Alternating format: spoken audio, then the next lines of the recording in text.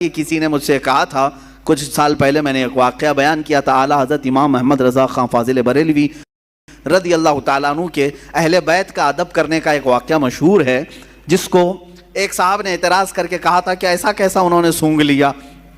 سنیے، بریلی شریف میں پالکی چلتی تھی، پالکی اسٹیشن سے گھر جانا ہو، کہیں پر بھی جانا ہو تو 4 لوگ جو ہے ایک چھوٹی سی پالکی اٹھاتے تھے، جیسے اب رکشہ ہے، پہلے وہ لوگ مزدور اٹھا کر کے لے جاتے تھے، عام تھا، یہ مکہ میں بھی موجود تھا، طواف کرانے کے لیے پالکیاں ہوتی تھی، حبشی لوگ اٹھاتے تھے۔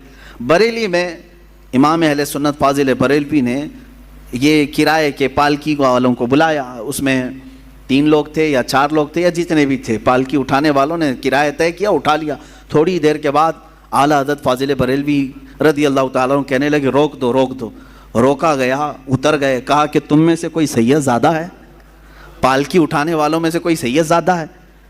تو لوگوں نے کہا میاں تمہیں تو کرائے سے مطلب ہے، کرایہ دو اور چلو آگے، پیسے دو اور اپنا، یہ کیا ہے، سید ہے، پٹھان ہے، کوئی بھی تو اٹھائے۔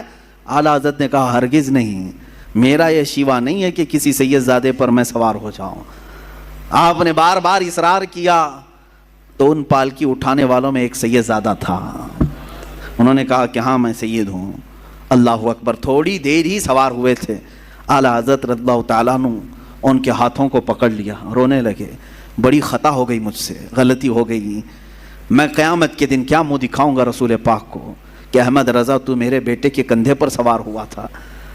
اور رونے لگے۔ اس کے بعد اتنے ہی پر نہیں معافی مانگ کر، بلکہ اس سید زادے کو پالکی پر بٹھایا اور وقت کا مجدد خود پالکی اٹھایا، خود پالکی اٹھایا اور آگے تک لے کر کے گئے اور ان کو بہت سارا نذرانہ اور ہدیہ پیش کیا اور کہا سید زادے آپ کے لیے زیب نہیں دیتا کہ آپ لوگوں کا بوجھ اٹھائیں، میں جب تک زندہ ہوں آپ کی حاجات جو بھی ہوں گی مجھ غریب خانے سے آپ لے جایا کریں، آپ کا ہی در دولت ہے، آپ کے آقا آپ کے نانا کا دیا ہوا ہے۔